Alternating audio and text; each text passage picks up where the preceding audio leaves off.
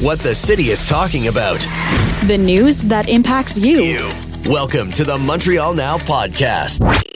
Just chatting with John Gradek, who's in studio. Thank you for coming in, by the way. You're like a movie star today. I've seen you everywhere. You've been on CBC, CTV, LCN. You've been everywhere. Wow. You need an agent is what you need. I need a teleport machine from Scotty. Listen, thank you for coming in. I appreciate it. I want to go back for people who are kind of stuck. And by the way, our producer Alice just told me that Robin Flynn, who's still waiting to get out of St. John's, and just said now they've told her she could leave at 3 o'clock our time. As soon as we hung up, they delayed that flight again. So she's going to be there at least 4 hours waiting for that, if it leaves at all, to come in. And I said, in doing a quick check just online, not all Air Canada flights have been canceled today. They said 500 plus yesterday would be canceled today, but there are plenty leaving, departed, a couple delayed, but there are a few canceled. So it's very much hit and miss, which is, again, the warning about don't go to the airport, call first, check first, save yourself the headache of going to the airport. Who are you going to call?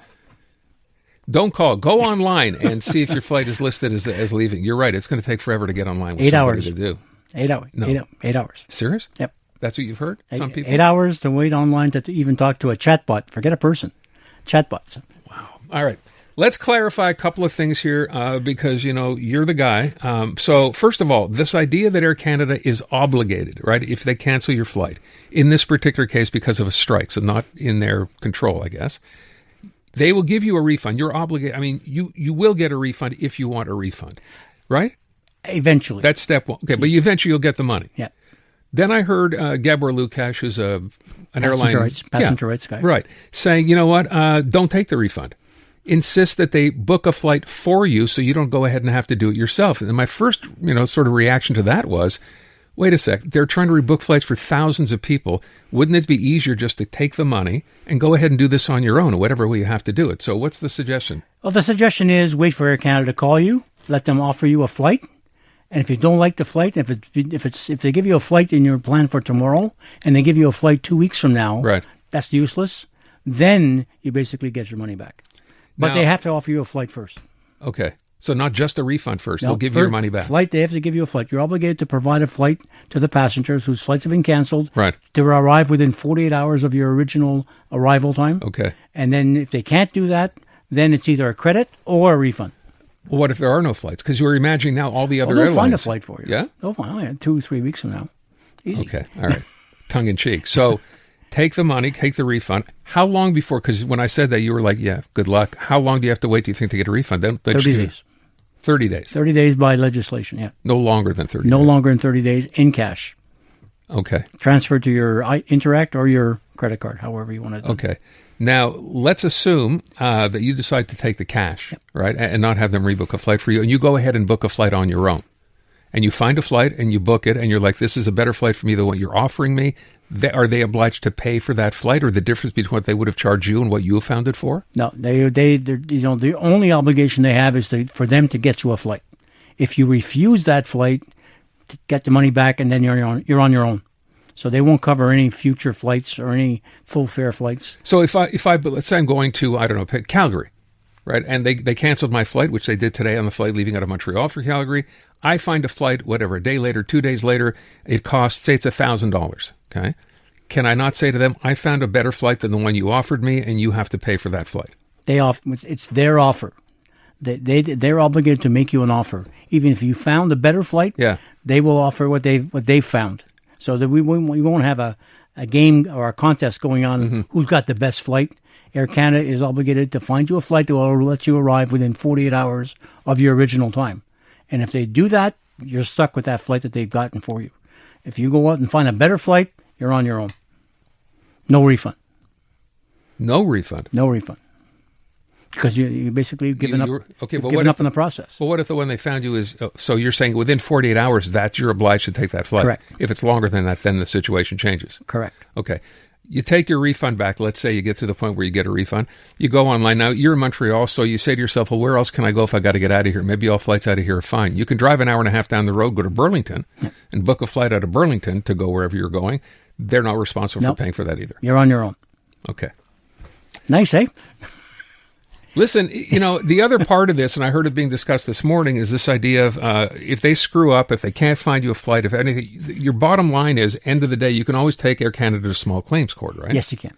Yeah, and you need receipts. Receipts, records of conversation, any communication you've had with Air Canada. Okay. So when they send you the notice of a flight being canceled and they offer you a substitute flight, right. Keep a record of that email, keep a record of that text, and that's your basis for taking them to small claim court or the CTA, which is 85,000 people ahead of you. Right. So you wait a few years if you go that Of course, way. yeah. What is the sort of situation in small claims court? I mean, I keep hearing Air Canada. Other airlines lose as well, but it's a long process to get there too. No, you can, right now it's about 3 to 4 months, depending on the judges that you get and the workload they have. Mm-hmm. The judges are, I would say the majority of the cases are in the passenger's favor, because the judges are like passengers themselves, right? And they don't, they want to make sure there's no confusion in the marketplace. So one of the other situations is here, beyond just flying out of here. Let's say you have, you've made hotel accommodations or reservations somewhere else that don't become changeable for whatever reason, or you booked a cruise and it's leaving from a port. You don't get there on time. What happens to your cruise? Maybe you don't have insurance, and are you out all that money? How much of that is the airline responsible for? None. Okay, none. Their only obligation is air transportation. All the other stuff that you've booked, you have booked it through Expedia, you booked it through, whatever means, or a travel agent. Your best bet is if you had done the work through a travel agent. The travel agents, there's a fund in Quebec that basically covers off transportation issues, okay, and other associated cruises or whatever hotels, and they will organize the refund. But you have to have bought the ticket, the whole package through a travel agent. Yeah. What if you had bought something like Air Canada has vacation packages as well? Would that apply if you booked it through their own vacation arm? If you do it through the website, you buy an Air Canada vacations package on the website, you're stuck. You have to go through a travel agency. This fund will only protect those trips that are booked to a travel agent. There's a lot of years stuck involved in here, isn't there? For the most part, it seems. I'm sorry, but that's what it is. Yeah, regulations don't work, in my opinion. Yeah, and we've talked often enough about what happens even if you have a valid complaint. Good luck. You get in line and wait and wait and wait. The other thing, and I tried to put a dollar value on this, and you've actually managed to do it, I think. I said Air Canada told us they carry about 130,000 passengers a day. Yep, that's correct. And I said, well, I wonder, look at what they're offering the flight attendants and how much money that would come to, and I don't know what that number is. But in terms of what this will cost Air Canada if, in fact, the strike happens a day, how much? $50 to $60 million of revenue loss. Per day. Per day. Wow. So, this package... you're looking at a package that might cost Air Canada $250, $300 million over the next 4 years on the contract. 5 days, you're done. Same amount of money. You're done. So that's, so my guess is that, we'll probably have a 5-day strike, and then Air Canada will come knocking to the table and say, we want to come back and negotiate because this is getting to be too expensive. So let's go back and negotiate. So 7 days max. So your best bet now is we are going to have a strike. We are going to have a strike. But you don't think it'll last more than a week? 5 days. 5 to 7 days max. So if you're traveling next weekend, cross your fingers. Yeah. You also provided, I didn't even remember this, you used to work for Air Canada years and years ago. Rumor has it. Yeah. And you were involved in the last was it a flight attendant strike last time around, which was back in 1985? Yep. How long did that one last? 6 weeks. 6 weeks? Yep. 6 weeks. Okay. Well, that's a far cry from 5 days. Different story. We live in a different environment. Air Canada was a crown corporation back then, and the government stepped in, of course, to make it happen, to fix it. This one, the market beware. You're in the open free market, open competition, so you're paying the price. The fares have gone up, costs have gone up. So wow. Let's hope it doesn't go 5 or 6 weeks. That'd be pretty terrible. All right, that won't happen. So just really quick, just to summarize, best advice anybody on a flight, and it's not going to go. Get a hold of Air Canada. You're probably better off doing this. Wait for Air Canada to call you. Wait for them to call you. Wait for them to call you or send you an email or a text saying your flight's been canceled. Here's what we're offering you. And then decide what you want to do. Decide what you want to do. Okay. John, thank you. I appreciate you coming in. John Gradek, tell everybody what you do. I didn't give your official title. So what are you teaching at McGill? I teach supply networks and aviation management at the School of Continuing Studies at McGill University. It's a long business card. Bringing you the breaking news and the people making it. Montreal Now with Aaron Rand. CJAD 800. Never buy the rotisserie chicken from Costco. It is about to burn my hands. They just took this hot piping chicken and put it in this plastic bag. So you're going to have microplastics on your chicken. Not to mention, this is the most genetically modified chicken there is out there. How can they possibly grow a chicken this big? The answer is simple. Selective breeding and feeding it GMO feed. All it takes is 4 or 5 weeks and this chicken is fully grown. Just look at that. When you look at the ingredients of this chicken, it has all sorts of bad things. All right, I got it. Okay. So this guy calls himself Real Food Guy. And he's just like a regular guy, I guess, giving you advice on why you should not be buying Costco chicken, talking about the bag and everything else. There are too many of these people online. And now, as I said before we started here, there's a new study that shows fraudulent research papers are being published in real academic journals at a faster rate than actual legitimate research, which is scary enough. Dr. Chris Labos, of course, a regular here on CJAD, cardiologist with a degree in epidemiology, is on the line. Chris, so let's address this. I know we've talked about this whole Dr. Google effect before. This seems to be much worse. Yes, it is. And it happens for one very, very important reason. When we say the word academic journal, we basically mean a journal that is, written for a scientific audience, not for the lay public.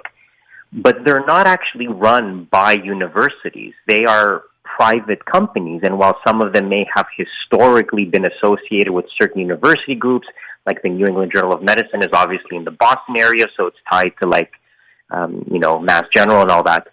They are private companies. And back before the internet, there was a limit in how many of these companies could actually exist because you needed to have a printing press, you needed to have editors, you had to produce a paper journal.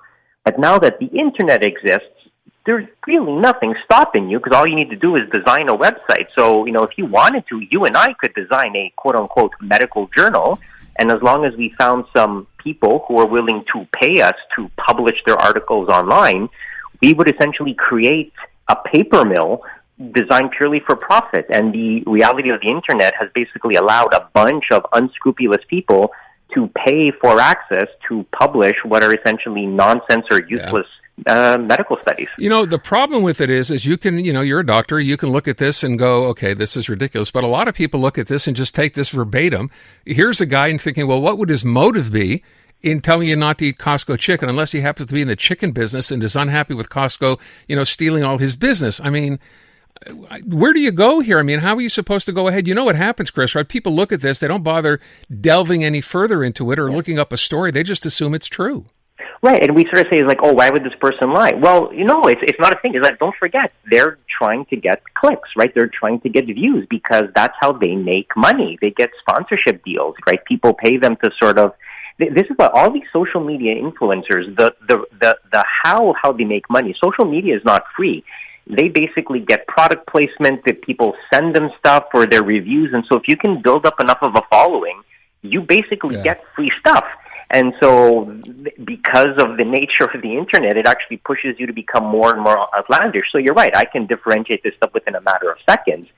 But if you just go on the internet, you see a study, you see a name of a journal that you maybe have never heard of before. Like most people have probably heard of the New England Journal of Medicine or the Lancet or the British Medical Journal, but they probably haven't heard of everything else. And so it's, if you don't read medical literature, you don't know what's good and what's not. And this is the problem with the internet. Like we imagined this was going to democratize everything and bring information available to the masses.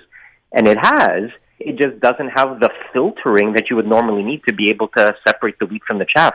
Okay, so you're the average person scrolling through this. You don't have a medical degree. You don't have a science degree. We know there's a situation now in the U.S. You're probably aware of this as well, right? So Robert F. Kennedy has now said, some of these medical or scientific journals, he wants them to retract some of their studies. I mean, where are we going here, Chris? Well, here's the thing. We've gotten to the point where you should basically treat every day as if it's April 1st. Right? On April 1st, you would always fact-check an article that you read online before believing it because you would assume it's an April Fool's joke. And so we're basically at a point where you basically have to do that for everything now. You're right. In the U.S., we have a very, very specific problem is that we have an administration with a very specific agenda that is unburdened by, the truth and facts. And so they are trying to accomplish something and they don't, seem to care about how they achieve it, and a lot of the traditional norms that were in place don't exist anymore. There is a lot that needs to change and needs to be sort of fixed with the whole publication system because it was designed in an era where the internet didn't exist. And so a lot of these things need to change. You can make a very credible argument that we don't need medical journals anymore because all this stuff is online, and so putting out paper copies of this stuff has largely become obsolete. So there's a lot that we can change. You could have every university just publishing their own in-house research, and that would, potentially be another way to do it. And these are important conversations to have. It's just that, the approach that you hear from some people, which is just burn everything to the ground and let's start from scratch, that's a little bit too revolutionary and chaotic for the most part. Take everything with a very, very large grain of salt. And to your point, Chris, I love that. Treat every day like it's April 1st. Don't just assume you saw it on the internet. It's true. All right, Chris, I thank you so much. Always appreciate it. The very latest news, reported and discussed. Welcome back to Montreal Now on CJAD 800. I wanted to talk about something with Stephen Marche, who's been with us before, Canadian novelist, essayist, about an opinion piece he penned for the New York Times.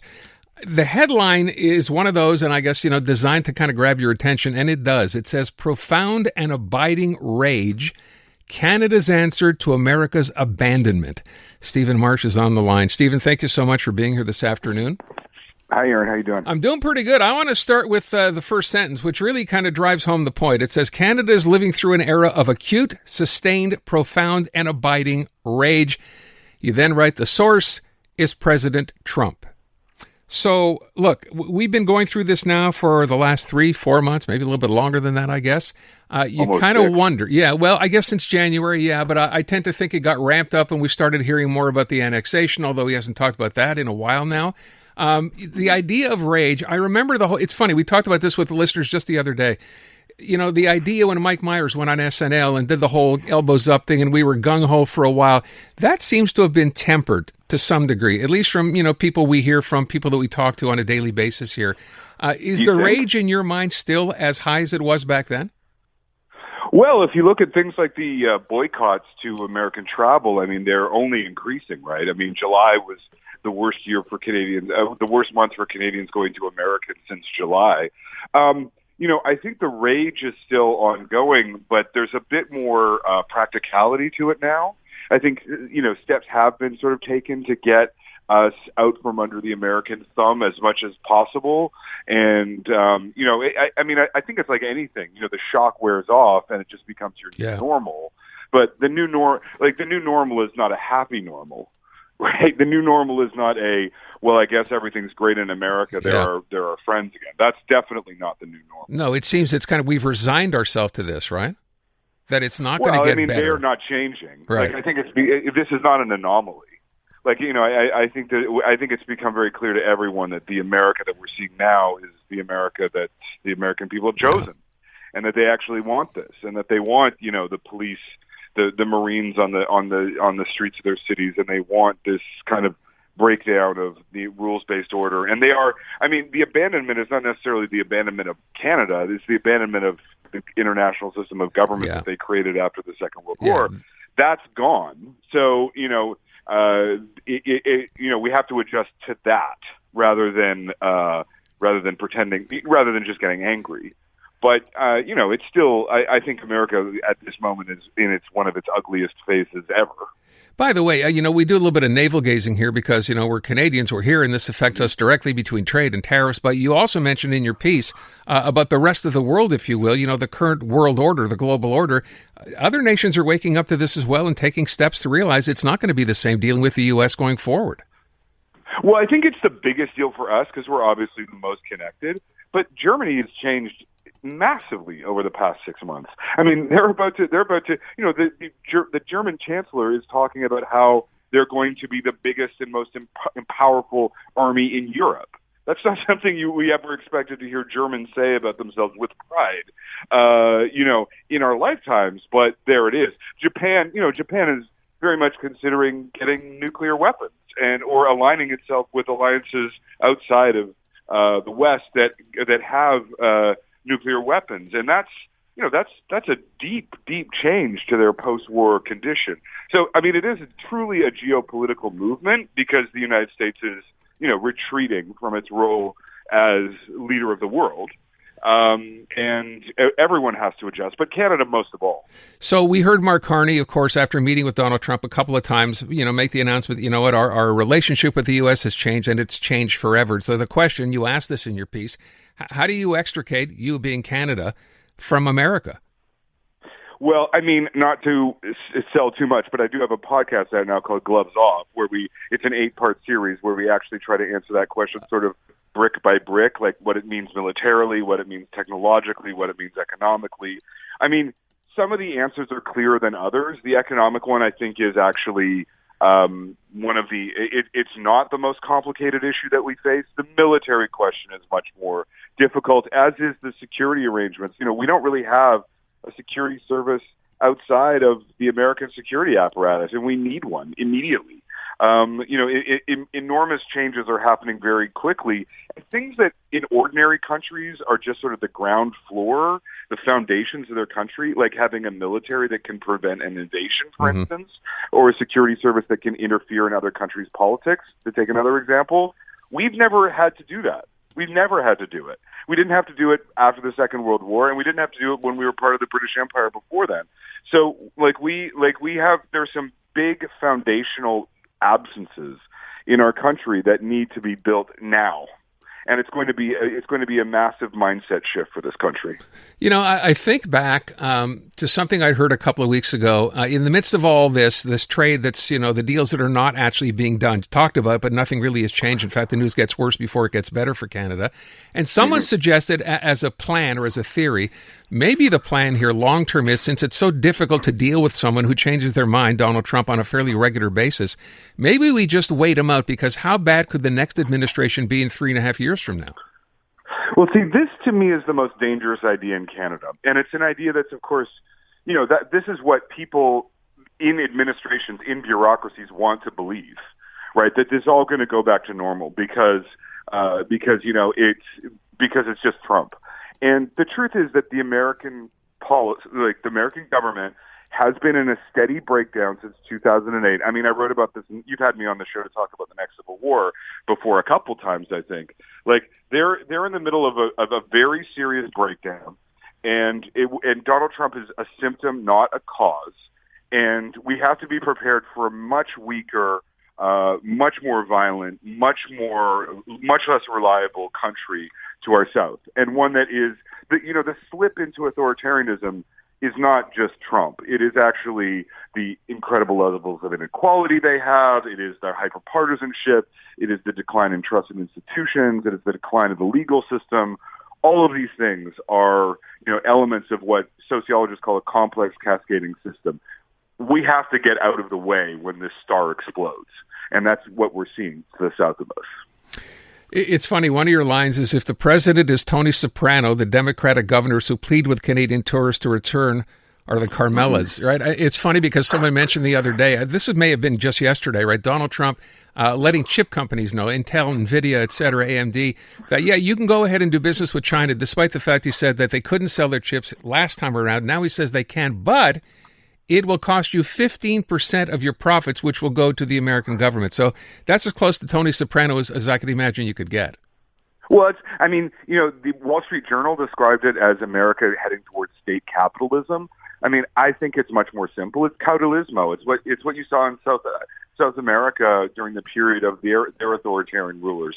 The leader just gets a cut of everything. Yeah. He's like the patron, and he just gets a cut of everything. And I think that's what we're really dealing with here. We're not dealing with anything as sophisticated as the Chinese state capitalist model or something. Like, it's just simply gangsterism. I wonder at the end of the day, so obviously the Canadian, Mark Carney has realized this, right? It's one thing to say we're going to try to do a deal and then realize at the end this is going to be virtually impossible to do. What's the suggestion here on what we should be doing going forward? Other than realizing, of course, that relationship has changed for the worse, for good, what do we do? Well, I think the fact that the first liquid natural gas shipments arrived in Korea in July, this is the beginning of the future for us. Diversified trade. I think being aware of resistance to America as such, is actually a very important thing.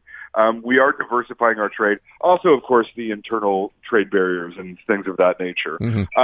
But I think we also have to. I mean, again, I did the podcast. I think there's a lot of issues. There's the disinformation war that is spilling across the border that we need to take steps. There's I'm going to argue in a piece for the Guardian next week that we need a whole society defense like Finland has. We need essentially conscription or national service to prepare to prepare for a world where we're not.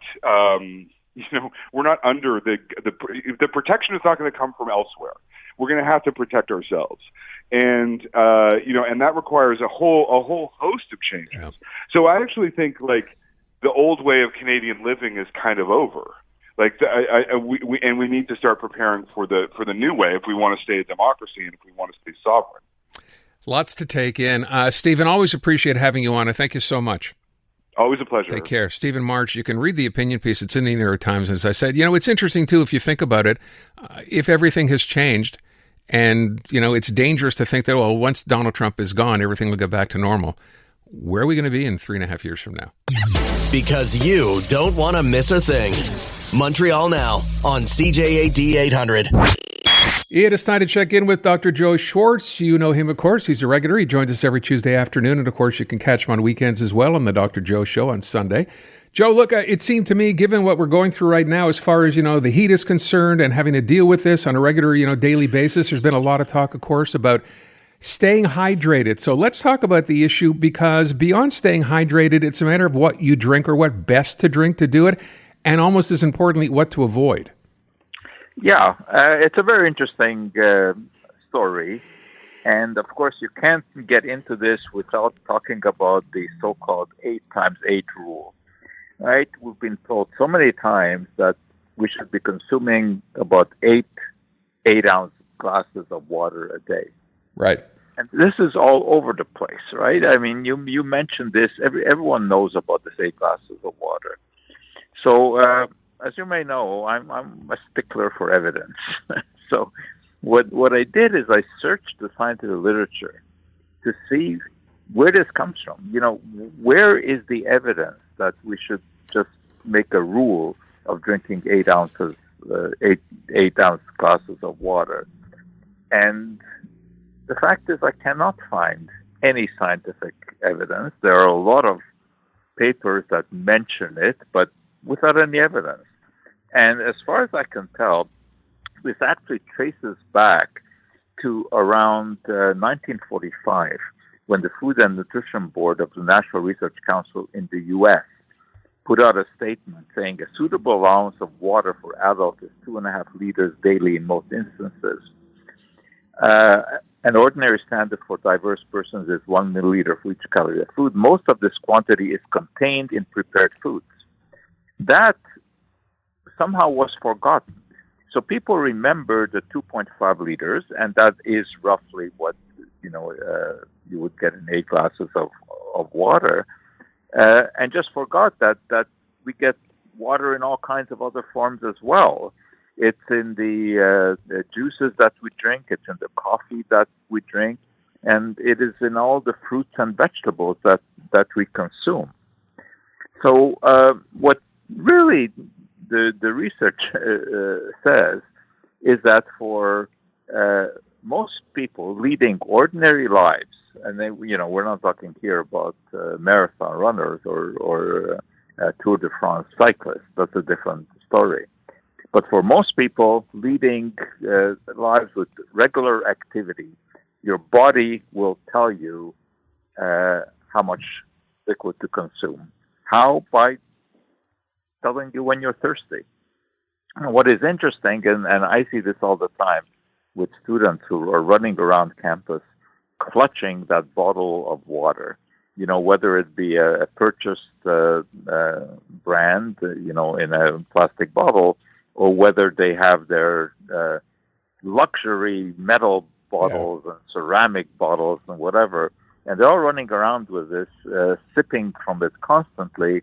You get the impression that they think that if they don't do this constant sipping, they will immediately turn into a prune. There's just no evidence for forcing yourself to drink water.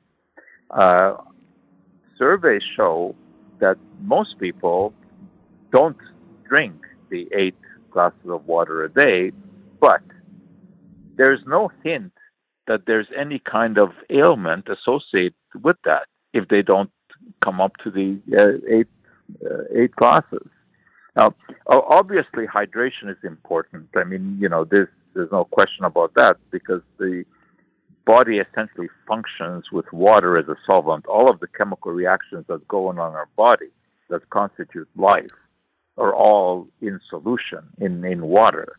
Water is inside our cells. It's inside our, the nerve cells that allow muscular movement, and it's in our brain.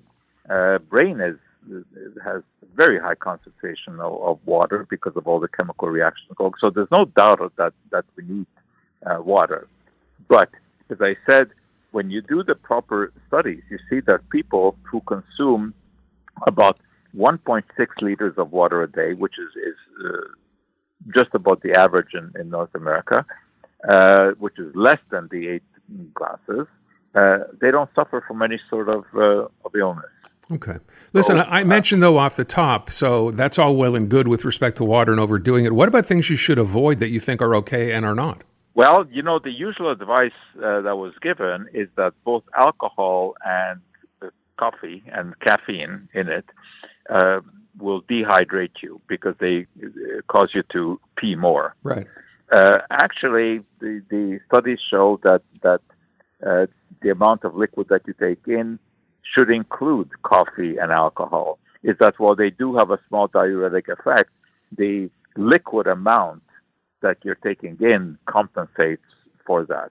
Now, of course, this is not to advocate drinking alcohol because, as we've chatted before, I think the detriments of alcohol outweigh the benefits. But in terms of liquid, it does contribute to the total amount that we take in. But then what about like electrolytes and that kind of stuff, like energy drinks? Right. Now, the loss of electrolytes, which of course refers to minerals like sodium, potassium, calcium, which are very important for the functioning of our nervous system, functioning of muscles. And indeed, you will lose electrolytes when you are sweating profusely. But that happens when you're doing extreme exercise, when you are running, especially when you're running in hot water, and you feel the sweat, right? Then you are also losing some electrolytes. And if you ever taste your sweat, while you're exercising, it's salty, right? It's salty.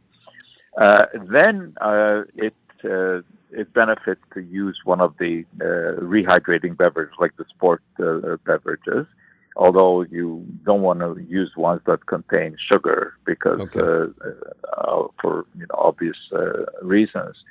And then there's also the question of which one of these beverages is the best for rehydrating. And there's a classic study that is always quoted about this, which was published a few years ago, where they actually studied this. How do you study this? Well, you study it by measuring the urine output of people and measuring the amount of liquid that they take in.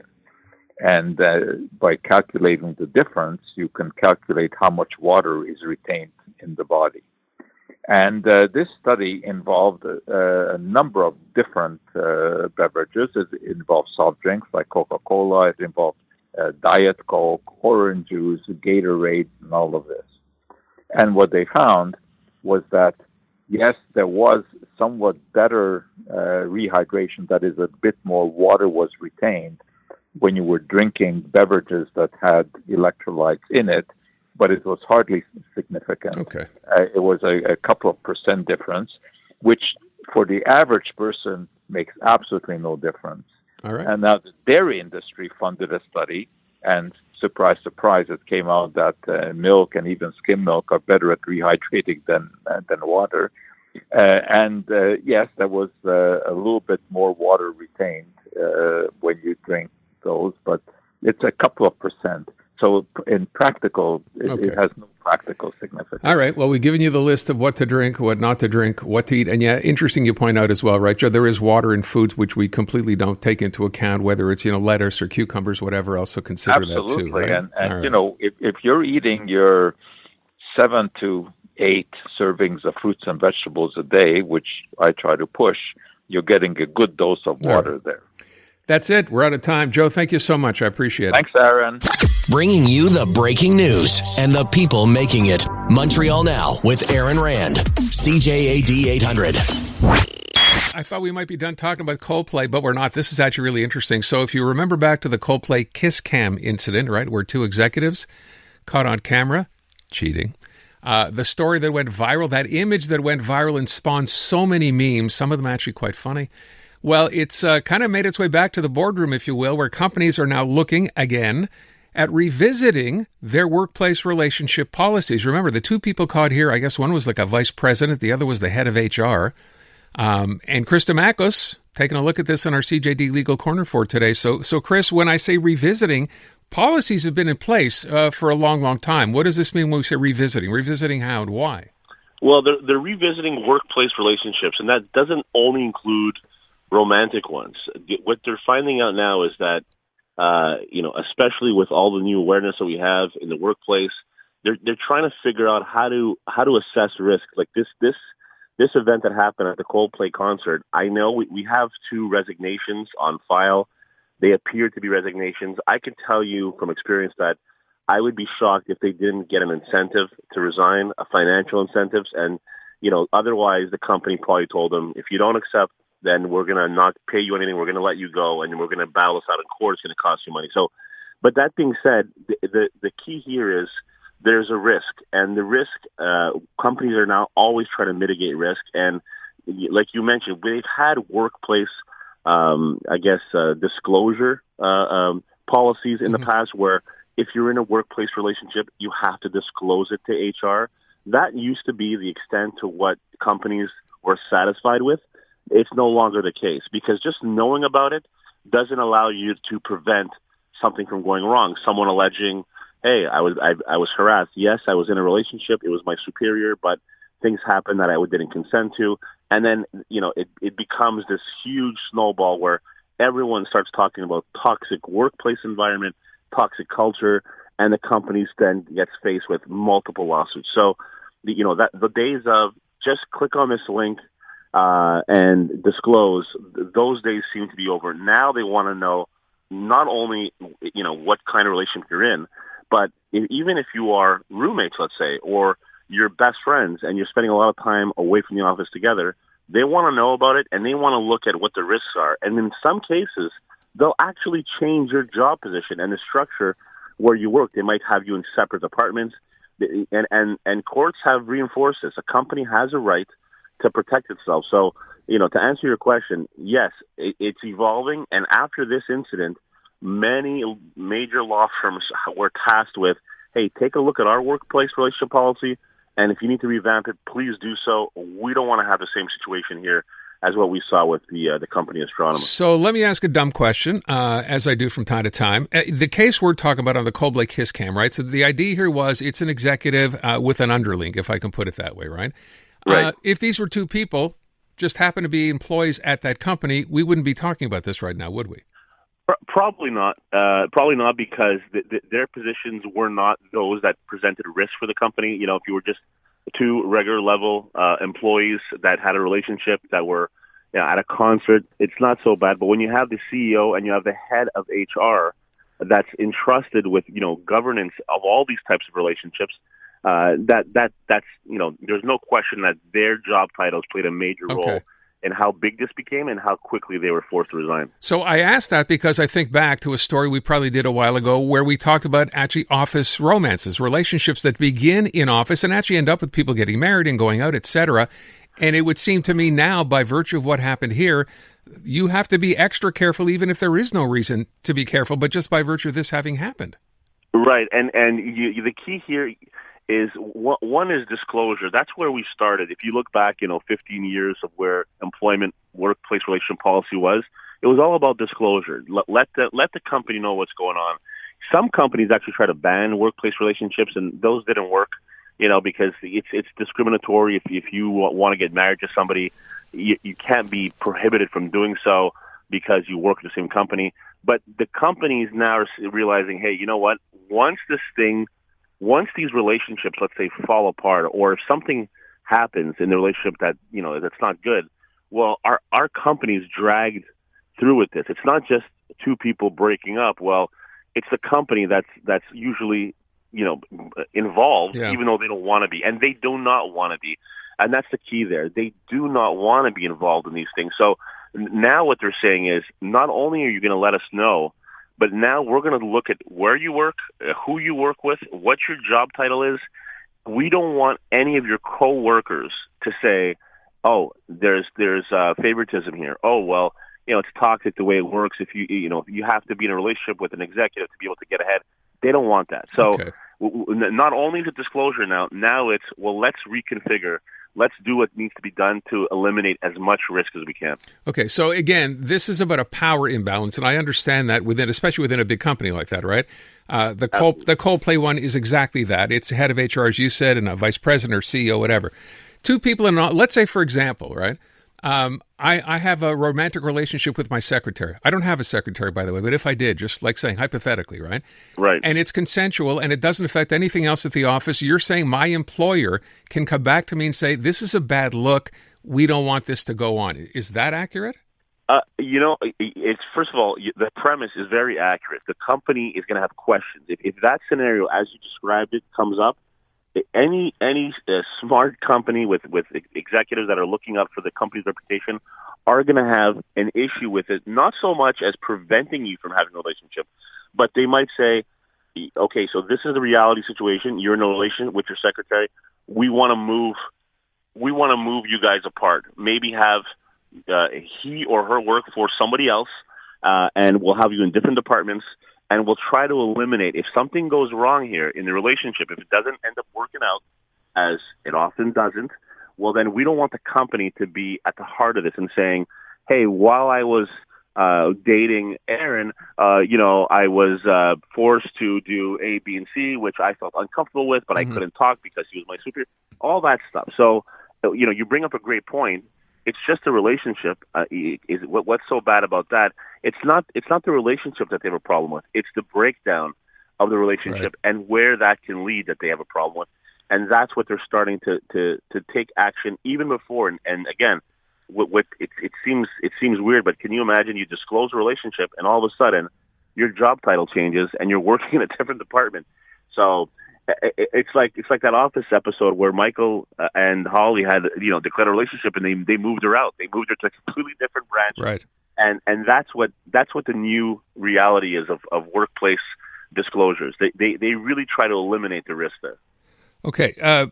My next question would be, let's say you find yourself in this situation and you're dismissed from your job for whatever the reason. Your employer just thinks it's too hot to handle. What's your option in terms of saying, okay, you can't just do that to me, and fighting back and getting legal help and going to court? Right. So you brought up a key point. The key threshold there is they cannot dismiss you. It's not a fireable offense to be in a workplace relationship. What can happen is if you do not disclose a workplace relationship, and you're supposed to, especially if you are in a position like head of HR, where policy is so important, that might be enough for you to have yourself terminated. But usually, in these cases, if you are an employee who's in a relationship and you don't disclose, the answer is not always termination. It could be a disciplinary action. They could warn you. They could even sometimes maybe a suspension with or without pay. You can have varying levels of discipline, but having someone lose their job is something very serious. It's basically you're telling someone you're not going to be able to earn a living. You have to find another job, which is very difficult. So in that case, I would say it's not always the answer, well, you didn't disclose, you're automatically fired. Okay. You can violate a company policy, but if it's not one that merits your absolute termination, then you file a complaint for wrongful dismissal and you go through the channels. I've seen that happen. I've seen companies that are over, they when they want to punish someone, they take it too far. And when they do, not only can you get compensated for it, but you get all the different protections that the law is there for. It's not because you've done something wrong that you're automatically will be attributed with the most severe sanction. There are varying levels here, and people have to have common sense when they deal with these situations. All right. Common sense. It's what it's all about. Chris, thank you so much. Appreciate it as always. Thanks, Aaron. This has been the Montreal Now podcast Listen live on your radio weekday afternoons from 2 to 6 on CJAD 800 or through the iHeartRadio app.